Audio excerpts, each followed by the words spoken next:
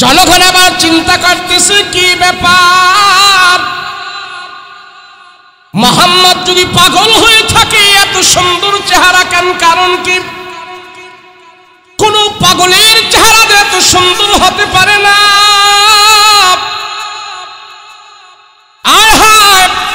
মক্কার সর্দারেরা বলল, নেতারা বলল মুহাম্মদ পাগল, কিন্তু পাগলের চেহারা এত সুন্দর চেহারার মানুষ কোনোদিন পাগল হতে পারে না।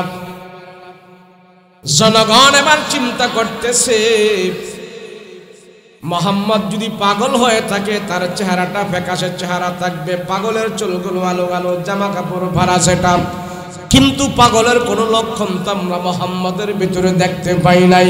এবার জনগণ সবাই দাঁড়িয়ে গেছে, মুহাম্মদ যদি পাগল হয়ে থাকে তাইলে মুহাম্মদ জি কোরআন তেলাওয়াত করে, তেলাওয়াতের আগা গোড়া কোনো ঠিক থাকবে না, কেননা পাগলের কথায় কোনো মিল নাই। পাগল একবার গান গায় আর একবার গজল গায়, পাগল একবার হিন্দি কয় আর একবার বাংলা কয়, পাগল এখান থেকে এক কলি ওখান থেকে আরেক কলি বলে। দেখি মুহাম্মদ এগুলি কেমন, এগুলি কি আসলে পাগলের কথা নাকি ভালো মানুষের কথা? সব জনগণ আমার রাসূলের কোরআন তেলাওয়াত শোনার জন্য স্তব্ধ হয়ে তারা কান লাগিয়ে দাঁড়ায় গেছে, আর আমার রাসূল আল্লাহর কালাম তেলাওয়াত করতেছে। সব জনগণ দাঁড়িয়ে গেছে নবীজির কোরআন তেলাওয়াত শোনার জন্য, আর রাসূল তার সুরলিত কণ্ঠে কোরআন তেলাওয়াত করতেছে। কোরআন তেলাওয়াত শুনে এক বাক্যে সবাই বলল, না মুহাম্মদ তুমি পাগল হতে পারো না, আমরা তোমার হাতে হাত রেখে মুসলমান হয়ে যেতে চাই। নবীজি কোরআন তেলাওয়াত করছে, সবাই দাঁড়িয়েছে। মুহাম্মদ নাকি পাগল, তো পাগলে কি পড়ে এটা তো আমরা একটু শুনতে হয়। তো নবীজি তেলাওয়াত শুরু করছে, তেলাওয়াত করছে।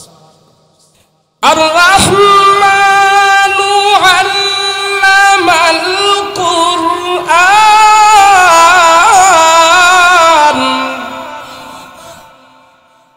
খালাকাল ইনসানা আল্লামাহুল বায়ান। আল্লাহি ওয়া বারাকাতুহু। আলহামদুলিল্লাহ, আলহামদুলিল্লাহিল্লাযী খালাকাল ইনসান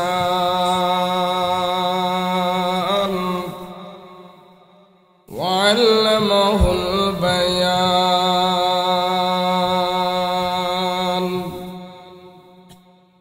ওয়া আতা'নাল ঈমান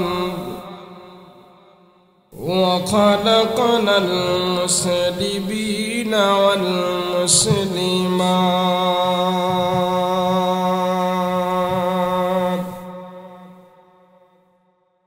সাল্লাল্লাহু তাআলা আলাইহি ওয়া আলা আলিহি ওয়া আসহাবিহি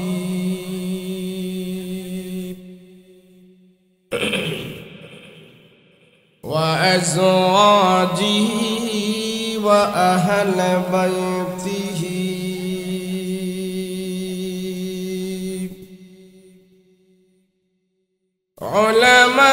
উলামা'i উম্মতিহি ওয়া ফুকাহা'i মিল্লাতিহি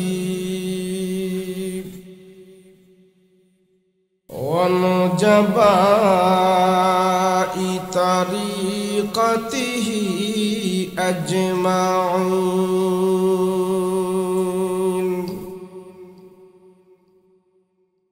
الذي أرسله الله تعالى بالحق بشيرا ونذيرا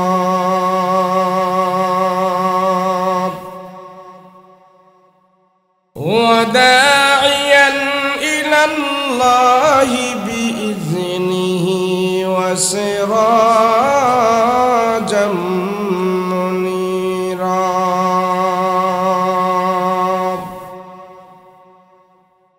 أما بعد فأعوذ بالله من الشيطان الرجيم بسم الله الرحمن الرحيم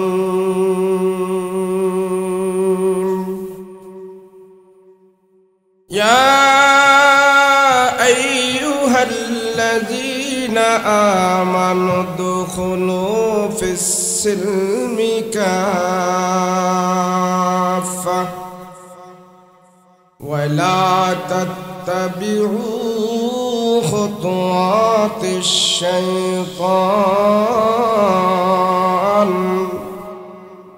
إنه لكم عدو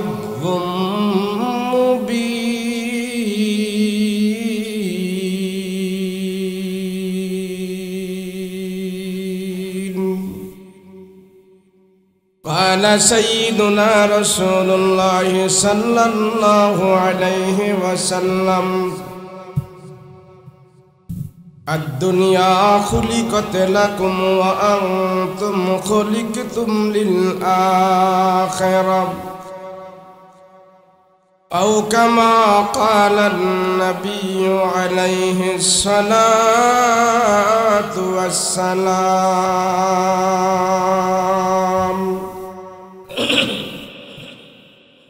وقال تعالى في شان حبيبه ومحبوبه وما أرسلناك إلا رحمة للعالمين صلى الله على سيدنا ومولانا محمد وعلى آله وأصحابه أجمعين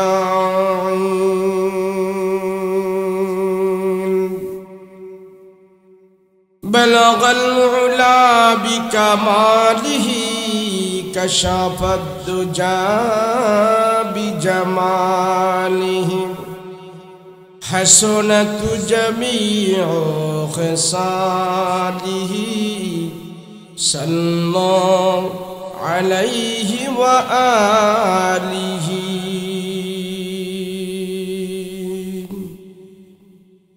شمس قمر سرخ زمي أنجم واختار شمس قمر سرخ زمي أنجم واختار دشت جبل وادي صحرا وسمندار دشت جبل وادي صحرا وسمندار مور ملختام ترو طير کبوتر شام سحر ظلمت زو حمر وصغار شام سحر ظلمت زو حمر وصغار گلزار گلو برگ شجر کس نے بنایا گلزار گلو برگ شجر کس نے بنایا طالب مایوسی کا ہو یہ سب جس نے بنایا طالب مایوسی کا ہو یہ سب جس نے بنایا لا الہ لا الہ الا اللہ لا الہ সবাই আওয়াজ করে পড়েন জবান খুলে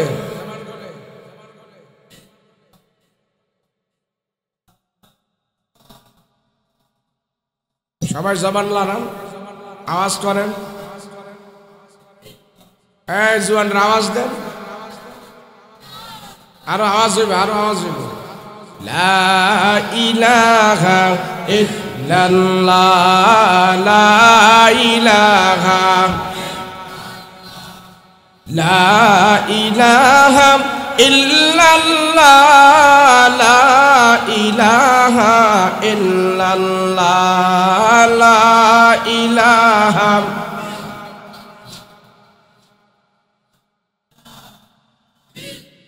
নৌকা চলে না মাঝি সারা গাড়ি চলে না ড্রাইভার ছাড়া নৌকা চলে না মাঝি সারা গাড়ি চলে না ড্রাইভার ছাড়া মুমিন চলে না জিকির সারা মুমিন চলে না জিকির সারা লা ইলাহা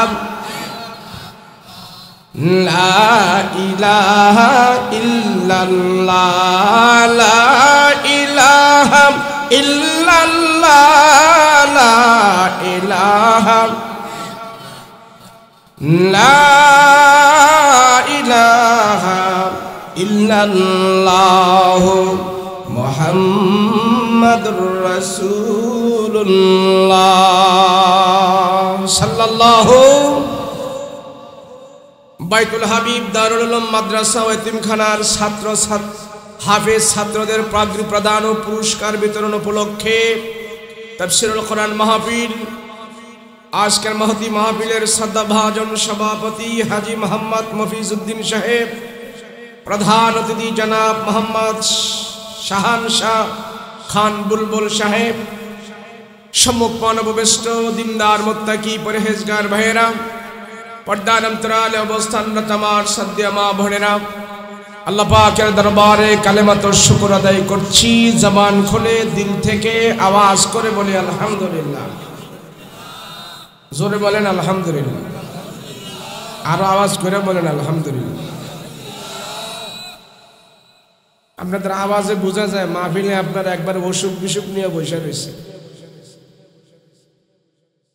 নাকি বাড়িতে না করে দিছে যে বক্তা কোনো কইলে আওয়াজ টাওয়াজ দিও না। আপনারা যেমন আওয়াজ দিবেন, আপনাদের যেমন মনোভাব, আমার ওয়াজ হবো তেমন। আপনারা যদি ভাবসাব ভালো দেখান তো আমার ওয়াজ একটু ভাবসাব ভালো হইব, নাহলে আমিও ঘুমায় ঘুমায় ওয়াজ করি। হ্যাঁ ঠিক ও দুই তিনজনে কইছে, সবাই কয় না। আর যেমনি বসা রয়েছেন এটা ওয়াজ মাহফিলের বসা না। আচ্ছা শোনেন, এই যে আপনারা এতক্ষণ এখানে বসা ছিলেন, মাইকের গুম গুম সাউন্ড করো, টোন টোন করো, টোন টোন, টাসটা সুন্দর আওয়াজ হয়। এই যে আপনারা এতক্ষণ বসেছিলেন, কেউ 1 ঘন্টা, কেউ আধা ঘন্টা, কেউ 2 ঘন্টা, যে যতটুকুন সময় এখানে ব্যয় করছেন,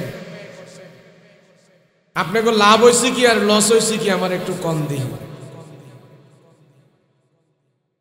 ওয়াজ মাহফিলে কিছুক্ষণ বসে থাকলে ফসরাবে ধরে, হাডু ভেঙ্গা যায়, মাজা ভেঙ্গা যায়, ব্যথা পায়, এই হয় সেই হয়, বাবারে কোন সময় যামু, বাড়িতে যামু, এই যে একটা বিতৃষ্ণা শুরু হয়ে যায়।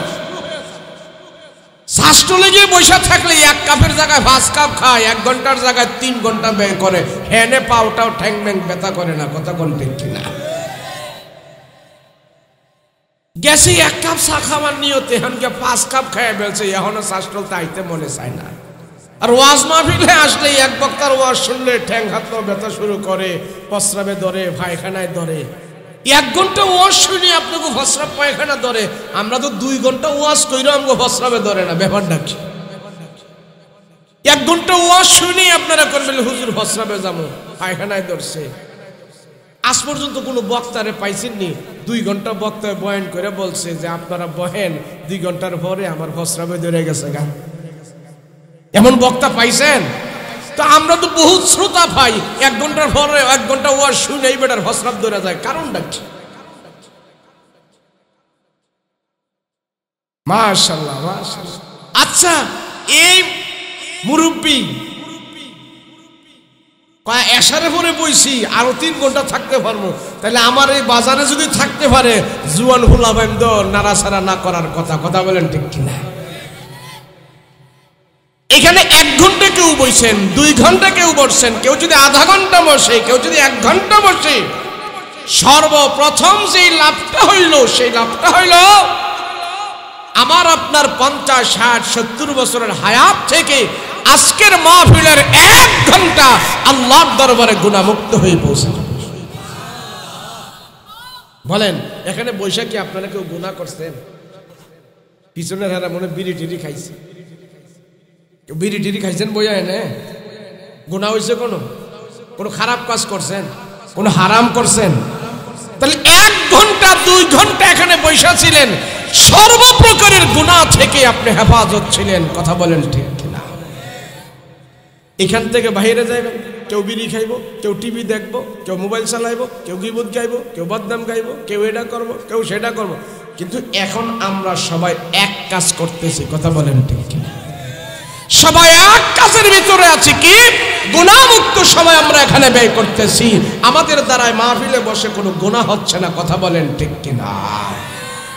এতগুলো মানুষ বছরে একদিন মাহফিল উপলক্ষে এখানে বসে আমরা সব গুনাহ থেকে মুক্ত থাকি। শুধু আজকে তো একটা মাহফিল নয়, সারা বাংলাদেশে 64টার মতো জেলা আছে। 64টা জেলার ভিতরে যদি একটা করে মাহফিল হয়, আর একটা মাহফিলে যদি আমি 1000 করে লোক ধরি, 64,000 লোক আজকে মাহফিল উপলক্ষে এই বাংলার জমিন থেকে আল্লাহর দরবারে হাত উঠে মুনাজাত করবে। কথা বলেন ঠিক কিনা? সবার সাথে আমরাও শামিল হয়ে গেছি। ওই 64,000 লোকের ভিতর থেকে আমি আপনিও আছি। 64,000 লোকের থেকে যদি আল্লাহ কাউকে কবুল করে, হতে পারে আমাদেরকেও কবুল করে নিতে পারে। কথা বলেন ঠিক কিনা? আমি লম্বা বয়ান করবো না, সর্বোচ্চ 1 ঘন্টা কথা। কয় ঘন্টা জোরে বলেন? 1 ঘন্টা কথা বলবো, এর বেশি আপনাদেরকে বিরক্ত করবো না। 1 ঘন্টা কথা বলবো, আর 1 ঘন্টা কথার ভিতরে যতগুলো কথা বলবো সবগুলো কথা আমাদের দরকারি কথা বলবো। আজকে অপ্রয়োজনে কোনো কথা বলবো না, বাস্তবের আলোকে আমি কথা বলবো। জানি না আপনারা এটা কোন থানা পড়ছে? গফরগাঁও নাকি? হ্যাঁ, পাগলা গফরগাঁও না, পাগলা থানা। তাহলে আপনারা পাগলা থানার মানুষ কোন ওয়াজ বুঝেন আর কেমন ওয়াজ বুঝেন আমার জানা নাই, কিন্তু আমলের কথা বললে, কোরআন হাদিসের কথা বললে না জানার কথা না। কথা বলেন ঠিক কিনা? দরকার আমাদের আজকে এই সমাজের ভিতরে আমরা এমন এমন কিছু খবর পাই, তথ্য পাই, যেই কাজগুলো মানুষেরা এই জমিনে করতেছে, এই দেশে করতেছে, এরকম কাজগুলো পশু পাখিও করে না। যে নিকৃষ্ট জঘন্য কাজ এই সমাজের 2 পাওয়ালা মানুষেরা করতেছে। কথা বলেন ঠিক কিনা? এমন কেন হইল? ঈসা আলাইহিস সালাতু ওয়াস সালাম থেকে নিয়ে আমাদের নবী পর্যন্ত এখানে 600 বছরের একটা গ্যাপ ছিল। কয়শো বছর? এই 600 বছরের ভিতরে পৃথিবীতে কোনো আসমানি কিতাব আসে নাই। ইনজিল কিতাব দুনিয়াতে আসার পর আর কোনো কিতাব দুনিয়াতে আসে নাই, কোনো নবী আসে নাই। ঈসা নবীর পরে কোনো নবী আসে নাই, কোনো আসমানি কিতাব আসে নাই, নবী নাই, আসমানি কিতাব নাই। 600 বছর। কয়শো বছর ধরে কোন? এই 600 বছরের ভিতরে ওয়াজ মাহফিল ছিল না, মাদ্রাসা ছিল না, মসজিদ ছিল না, খতিব ছিল না, তাবলীগ ছিল না, হক্কানি পীর মাশায়েখ ছিল না। না থাকার ফলে মক্কার মানুষগুলোর অবস্থা এমন হয়ে গেছে, 2 পাওয়ালা মানুষ ছিল তারা, কিন্তু কাজে কর্মে 4 পাওয়ালা জানোয়ারের চাইতে আরো তাদের আচরণ খারাপ ছিল। তাহলে বুঝা গেল মানুষগুলো খারাপ হয় কখন? যদি ওয়াজ না থাকে, বক্তা না থাকে, খতিব না থাকে, তেলাওয়াত না থাকে, আসমানি কিতাবের ব্যাখ্যা না থাকে, কিতাবের ধারক বাহক না থাকে, নবী না থাকলে, সাহাবী না থাকলে, মাদ্রাসা না থাকলে মানুষগুলো আর মানুষ থাকে না। 2 পাওয়ালা মানুষগুলো চতুষ্প জানোয়ারের মতন স্বভাব হয়ে যায়। বলে হুজুর কেমনে? আমার রসুল যেই জমানায় আসছে, আমার নবীজি যেইখানে আসছে, ওই জায়গা, ওই জমানা, ওই সমাজের অবস্থা ভালো ছিল না। কথা বলেন, ভালো ছিল? আইয়ামে জাহেলিয়াত ছিল। ছোট্ট খাট্ট কোনো বিষয় নিয়ে তাদের ভিতরে মারামারি লেগে যেত। এই তোর গাদা আমার গাড়ে গোসল করাইছিস কে? এই তোর উট আমার গাছের পাতা খাইল কে?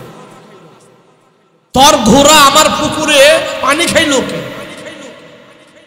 এমন ছোটখাটো বিষয় নিয়ে তাদের ভিতরে এমন মারামারি লাগতো, মারামারি লাইগা জাগায় 10 জন 20 জন শেষ। কোনো মামলা নাই, মোকদ্দমা নাই, বিচার টাচার পায় নাই। যার বাহু শক্তি বেশি, পেশি শক্তি বেশি, জোর যার মূল্য তার, এমন ভাবে দুনিয়াটা চলতো। আর মানুষগুলো বদ্দিন হয়ে গিয়েছিল, খুন করত, সন্ত্রাসী করত। সেই মানুষগুলোর ভিতরে আল্লাহ আমার রসুলকে প্রেরণ করেছেন। ওই জাহেলিয়াতের জমানায় নবীজি এসে ওইখানে 40টি বছর রসুল অতিবাহিত করেছে কাফেরের সমাজে। এই 40 বছরের ভিতরে জাহেলিয়াতের যুগের মানুষগুলো একটা মানুষও আমার রসুলুল্লাহর বিন্দু পরিমাণ দোষ ধরতে পারে নাই। কথা বলেন ঠিক কিনা?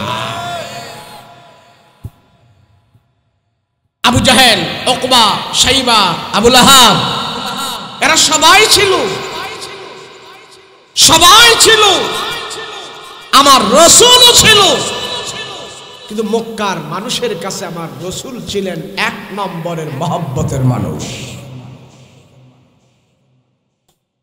এই আওয়াজটা করতো না করে ওটা আওয়াজ যেন না পায়। আমরা তো এখন আমাদের কাছে টাকা হলে টাকা টোকা আমরা ব্যাংকে নিয়ে জমা রাখি। ইসলামী ব্যাংক, অগ্রণী ব্যাংক, সোনালী ব্যাংক, এই ব্যাংক সেই ব্যাংক।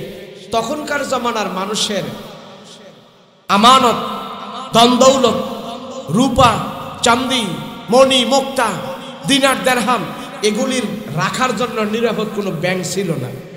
তো মক্কার কাফির মুশরিকরা যেই মানুষটাকে ভালো মনে করত, বিশ্বাস করত, তার কাছে নিয়ে দিনার দিরহাম জমা রাখত। তো তখন বড় সর্দার ছিল আবু জাহেল, উকবা, শাইবা, আবু লাহাব। এদের কাছে মক্কার মানুষ 2টি টাকাও জমা রাখত না। এদের মাঝে আমার রাসূলুল্লাহর বয়স তখনও 40 বছর হয় নাই, নবীজি তখনও নবুয়ত প্রাপ্ত হয় নাই। তখন নবুয়তির আগেই মক্কার মানুষেরা আমার রাসূলুল্লাহর কাছে তারা নিজেদের মূল্যবান সম্পদ, টাকা পয়সা, দিনার দিরহাম সব নিয়ে নবীজির কাছে রাখছে। আর মুহাম্মদকে তারা আমানতের ব্যাংক হিসাবে ব্যবহার করেছে। সবার কাছে মুহাম্মদ একজন বিশ্বস্ত মানুষ। কি মানুষ জোরে বলে? জোরে বল না, কি মানুষ? আবু জাহেলকে কেউ 2 টাকা দিয়েও বিশ্বাস করে না।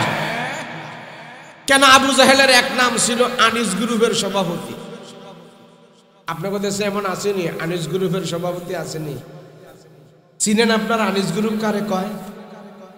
আমাদের দেশে আনিস গ্রুপের সভাপতির পরিচয় দেই, শোনেন। হ্যাঁ, আনিস গ্রুপের সভাপতি হয়েছে, এখন খালি কয় এবারের গরুটা নিয়ে আইস, হ্যার করতে এটা নিয়ে আয়, হ্যার গাছের তে ওইটা নিয়ে আয়, হ্যার বাড়িতে এইটা নিয়ে আয়, তারে দৈরা লই আয়, হ্যারে উড়াইয়া লই আয়, এইখানে নিয়ে আয়, খালি নিয়ে আয়, খালি নিয়ে আয়, খালি আনিস। আমি কারোর দিতাম না, খালি আনিস। এমন আনিস গ্রুপের সভাপতি ছিল আবু জাহেল। এমন লোক আছে না সমাজে?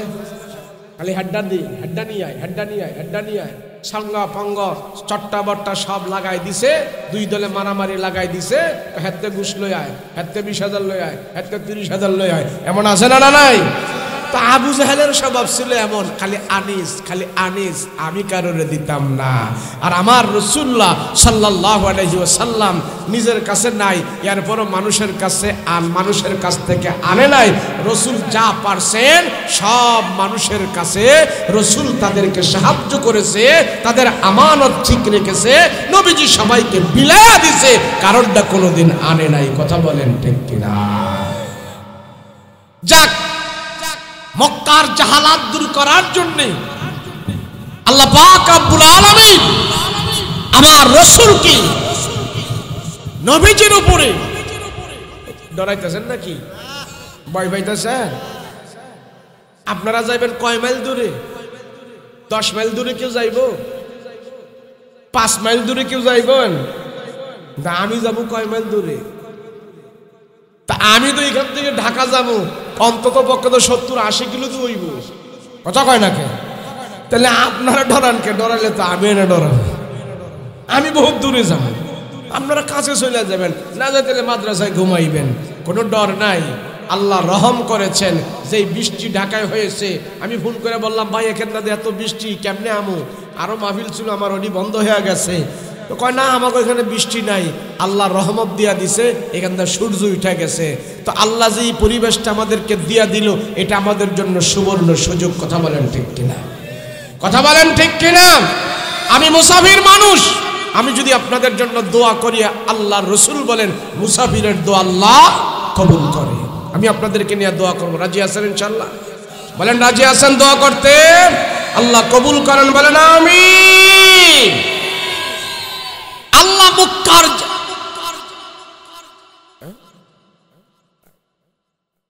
কারেন্ট চলে গেছে, তাড়াতাড়ি দেন, তাড়াতাড়ি দেন। লা ইলাহা ইল্লাল্লাহু মুহাম্মাদুর রাসূলুল্লাহ সাল্লাল্লাহু। কিলো কিলো এই লোকগুলো উঠলো কেরে? বৃষ্টি আইছে, তুফান আইছে, জ্বর আইছে, বুঝছি। একজন থাকলে আমি একজনে ওয়াজ করব, খবর আছে? অসুবিধা আছে? বইয়েন আপনি। আল্লাহ রাহমাতুল লিল আলামিনের কাছে মুক্কার জাহালাত দূর করার জন্য, মানুষকে নম্র সভ্র ভদ্রতা বানানোর জন্য নবীজির কাছে আল্লাহ কোরআনের আয়াত পাঠাইলেন। রাসূল গো, আপনি আয়াত তেলাওয়াত করতে থাকেন, কোরআন তেলাওয়াত করতে থাকবেন, দেখবেন কোরআন তেলাওয়াত শুনে শুনেই কাফের মুশরিকরা বিনা দাওয়াতে তারা মুসলমান হয়ে যায়। রাসূল যখন কোরআন তেলাওয়াত করে, ডাইনে বামে সামনে পিছনে কিছু কিছু মানুষ এসে রাসূলের হাতে কোরআন তেলাওয়াত শুনে শুনে মুসলমান হচ্ছে। আবু জাহেল এই খবর শুনলো, হায় হায়, এইভাবে যদি মুসলমান হতে থাকি তা আমার আবু জাহেল মাতবুরি আর নেতাগিরি থাকবে না। আবু জাহেল তাৎক্ষণিকভাবে মক্কায় মিটিং ডাকলো। এ উকবা, এ শাইবা, এ লাহাব, মুহাম্মাদের কোরআন তেলাওয়াত শুনে শুনে যে এই মানুষেরা মুসলমান হয়ে যাচ্ছে, এই ব্যাপারে তোমরা কি সিদ্ধান্ত নিবা বলো? আবু জাহেল বলে, আমার কাছে একটা পরামর্শ আছে, আমরা সব নেতারা যদি দায়িত্ব নিয়ে বলতে পারি, বহিরাগত মানুষদেরকে যদি আমরা বুঝাইতে পারি মুহাম্মদ একটা পাগল, ওই পাগলের তেলাওয়াত আর কেউ শুনবো না, পাগলের কথা আর কেউ গুরুত্ব দিবে না। সকালবেলা আবু জাহেল উকবা, শাইবা সবাইকে নিয়ে যখন নাকি মক্কার অলিতে গলিতে দাঁড়াইয়া বহিরাগত মানুষদেরকে বলতেছি, তোমরা কোথায় যাও? বলে আল্লাহর রসুল হয়েছে মুহাম্মদ, তারে আমরা দেখতে যাই। আবু জাহেল বলে, যাইও না, যাইও না, যাইও না, মুহাম্মদ একটা পাগল, পাগলের কাছে যায় কোনো লাভ নাই, তোমরা বাড়িতে চলে যাও। মুহাম্মদ একটা পাগল, পাগল। জনগণ দূর দূরান্ত থেকে আসছে মক্কায় নবীজিকে দেখার জন্য। এরা এসে দেখতেছে মক্কার বড় বড় সর্দারেরা মুহাম্মদকে পাগল বলেন। জনগণ চিন্তা করতেছে, ব্যাপারকে মক্কার বড় বড় সর্দারেরা যেহেতু মুহাম্মদকে পাগল বলে, তাইলে মুহাম্মদ তো ছোটখাটো পাগল হবে না, মুহাম্মদ একজন বড় পাগল হবে। আর আমরা আসছি যেহেতু বড় পাগলটারে আমরা এক নজর দেখেই যাব, না দেখে আমরা বাড়িতে যাব না, দেখেই যাব। সাত জনগণ ডাক দিয়া বলে, নেতারা, দূর দূরান্ত থেকে আমরা আসছি মুহাম্মদকে দেখার জন্য। যদি মুহাম্মদ পাগল হয়ে থাকে তাতেও আমাদের কোনো অসুবিধা নাই, মুহাম্মদকে আমরা এক নজর দেখতে চাই, মুহাম্মদকে এক নজর আমরা দেখে যাব, দেখে যাব। নেতারা বলতেছে পাগলের কাছে যায় তোমাদের সময় নষ্ট করে কোনো লাভ নাই, তোমরা চলে যাও। এবার জনগণ কয় না না না না, আমাদেরকে বাধা দিও না, আমরা মোহাম্মদকে দেখতে যাই।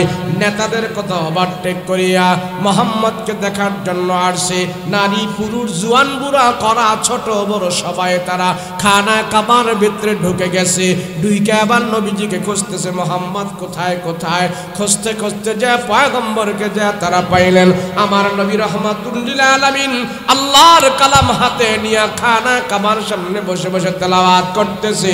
আর আমার রাসূলুল্লাহর চেহারার আলো খানা কাবার দেয়ালের মধ্যে যা লেগে আছে, নবীজির চেহারার আলো দিয়া পুরাটা দেয়াল আলোকিত হয়ে আছে। জনগণ আবার চিন্তা করতেছে কি ব্যাপার, মুহাম্মদ যদি পাগল হয়ে থাকে এত সুন্দর চেহারা কেন, কারণ কি? কোন পাগলের চেহারা এত সুন্দর হতে পারে না। আয় হায়, মক্কার সর্দারেরা বলল, নেতারা বলল মুহাম্মদ পাগল, কিন্তু পাগলের চেহারা এত সুন্দর, এত সুন্দর চেহারার মানুষ কোনোদিন পাগল হতে পারে না। জনগণ এবার চিন্তা করতেছে মুহাম্মদ যদি পাগল হয়ে থাকে তার চেহারাটা ফ্যাকাশে চেহারা থাকবে, পাগলের চুলগুলো আলো আলো, জামা কাপড় ভাড়া সেটা, কিন্তু পাগলের কোনো লক্ষণ তো আমরা মুহাম্মদের ভিতরে দেখতে পাই নাই। এবার জনগণ সবাই দাঁড়িয়ে গেছে, মুহাম্মদ যদি পাগল হয়ে থাকে তাইলে মুহাম্মদ জি কোরআন তেলাওয়াত করে, তেলাওয়াতের আগা গোড়া কোনো ঠিক থাকবে না, কেননা পাগলের কথায় কোনো মিল নাই। পাগল একবার গান গায় আর একবার গজল গায়, পাগল একবার হিন্দি কয় আর একবার বাংলা কয়, পাগল এখান থেকে এক কলি ওখান থেকে আরেক কলি বলে। দেখি মুহাম্মদ এগুলি কেমন, এগুলি কি আসলে পাগলের কথা নাকি ভালো মানুষের কথা? সব জনগণ আমার রাসূলের কোরআন তেলাওয়াত শোনার জন্য স্তব্ধ হয়ে তারা কান লাগিয়ে দাঁড়ায় গেছে, আর আমার রাসূল আল্লাহর কালাম তেলাওয়াত করতেছে। সব জনগণ দাঁড়িয়ে গেছে নবীজির কোরআন তেলাওয়াত শোনার জন্য, আর রাসূল তার সুরলিত কণ্ঠে কোরআন তেলাওয়াত করতেছে। কোরআন তেলাওয়াত শুনে এক বাক্যে সবাই বলল, না মুহাম্মদ তুমি পাগল হতে পারো না, আমরা তোমার হাতে হাত রেখে মুসলমান হয়ে যেতে চাই। নবীজি কোরআন তেলাওয়াত করছে, সবাই দাঁড়িয়েছে। মুহাম্মদ নাকি পাগল, তো পাগলে কি পড়ে এটা তোমরা একটু শুনতে হয়। তো নবীজি তেলাওয়াত শুরু করছে, তেলাওয়াত করতেছে, আর রাহমানু আল্লামাল কুরআন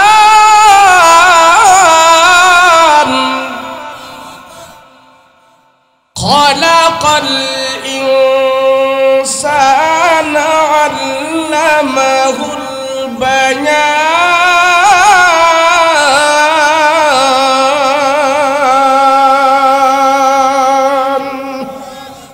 রাসূল যখন এই তেলাওয়াত করতেছি, জনগণ দাঁড়ায় বলল, হায় হায়, নেতারা বলল কি আর আমরা শুনতেছি কি, পাগলের জবান থেকে তত দামি তেলাওয়াত হতে পারে না। এক বাক্যে সবাই দাঁড়িয়ে আমার রাসূলের হাতে হাত রেখে মুসলমান হয়ে কলমা পড়ে এরপরে তারা বাড়িতে গিয়েছেন। সুবহানাল্লাহ। আল্লাহ বসেন, দোয়া করবো, বসুন, বসেন।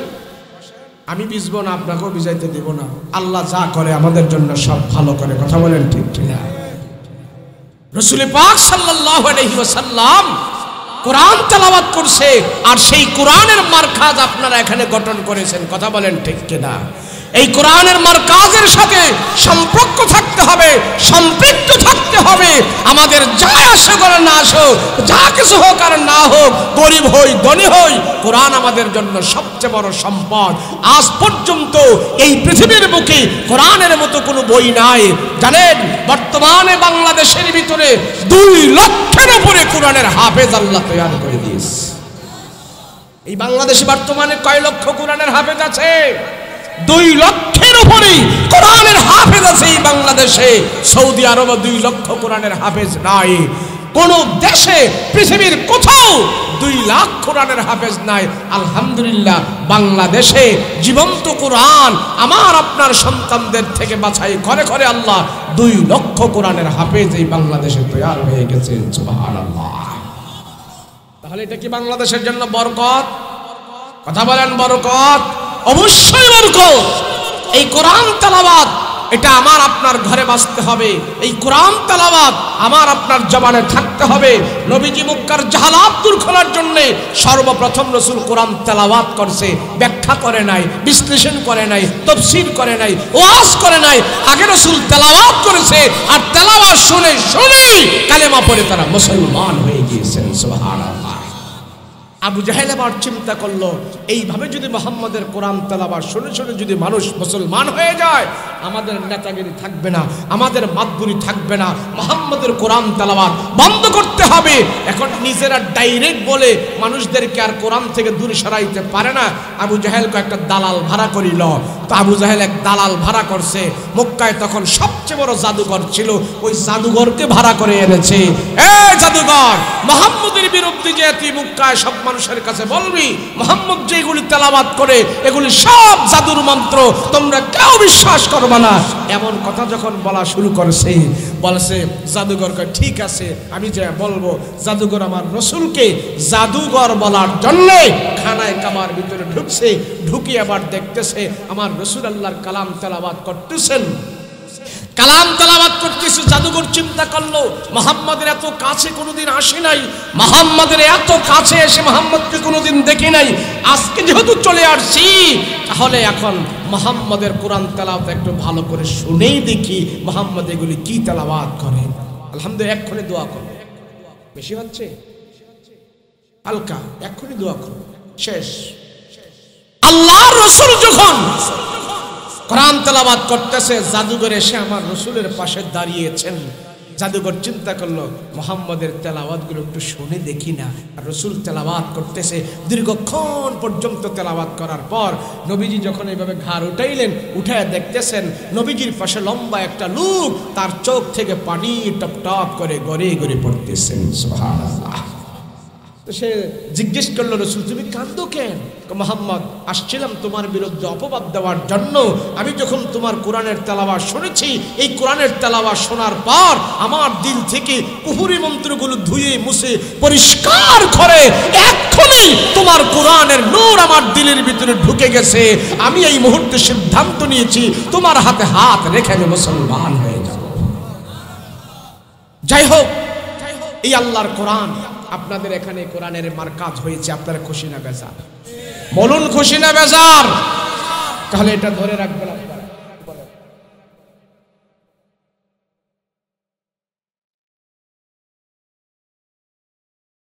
হ্যাঁ ইনশাআল্লাহ, আলহামদুলিল্লাহ, যা হয়েছে, যা আল্লাহর পক্ষ থেকে হচ্ছে, এটা আমাদের জন্য নেয়ামত। কি বলেন? এটা আমাদের জন্য কি? বদরের যুদ্ধে বৃষ্টি হয়েছিল। বদরের যুদ্ধ কালকে হবে, আজকে বৃষ্টি হয়েছিল।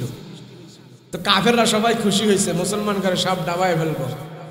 মুসলমানরা সংখ্যায় কম, আবার বৃষ্টি সব কাদামাটির সাথে মিক্স করে দিব। কিন্তু সেই যুদ্ধে কি কাফেররা জয় হয়েছে না পরাজয় হয়েছে? বৃষ্টি।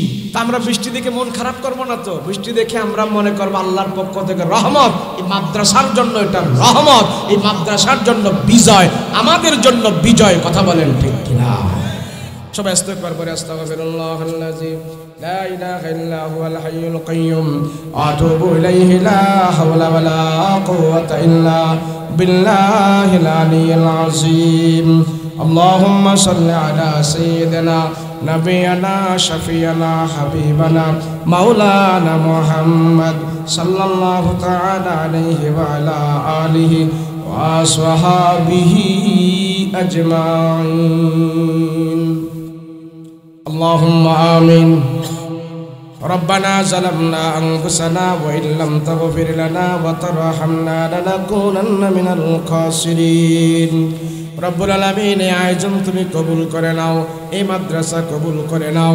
যারা টাকা দিয়ে, শ্রম দিয়ে, বুদ্ধি দিয়ে, পরামর্শ দিয়ে আল্লাহ সহযোগিতা করেছে, প্রত্যেকের সহযোগিতা আল্লাহ তুমি কবুল মঞ্জুর করে নাও। আয় আল্লাহ তুমি আমাদের এই মাহফিল কবুল করে নাও, এই মাদ্রাসা কবুল করে নাও, আমাদের জিন্দেগীর সব গুনাহ খাতা মাফ করে দাও। ওয়াসাল্লাল্লাহু তাআলা আলাইহি ওয়া আলা আলিহি ওয়া আসহাবিহি আজমাইন বিরহমাতিকা ইয়া আরহামার রাহিমিন।